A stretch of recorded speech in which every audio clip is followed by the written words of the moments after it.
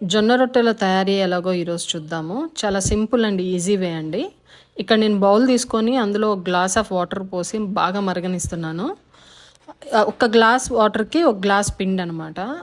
నీళ్లు బాగా మరిగాక stove off చేసి ఈ పిండి వేసి కలిపేసి మూత పెట్టి పక్కన పెట్టేయాలన్నమాట కాసేపు. సో దట్ అది బాగా మగ్గుద్ద, వేడికి కొంచెం బాగా మగ్గిన తర్వాత తీసి మనం చేత్తో తడపగలిగినంత వేడి ఉంటుంది, మనం టాలరబుల్, మన చేత్తో దాన్ని నార్మల్ చపాతీ పిండి పిసికినట్టు పిసికి బాల్స్ చేసుకొని రొట్టె ఒత్తేటప్పుడు కొంచెం అలా లైట్గా ప్రెస్ చేసి రొట్టె ఒత్తుకొని చపాతీ కర్రతోటి మామూలు చపాతీ రొట్టె చేసినట్టే పెనం మీద వేసుకొని, ఆయిల్ వేయం కాబట్టి జొన్న రొట్టెకి వాటర్ తీసుకొని జస్ట్ అట్లా వాటర్ తోటి కొంచెం పెనాన్ని క్లీన్ చేసి మళ్ళీ రొట్టెకి కూడా కొంచెం వాటర్ అద్దుకుంటూ రొట్టె చేయడమే, కాల్చుకోవడమేనండి. దీన్ని హాట్ పాట్లో వేసుకొని తినేయడమే.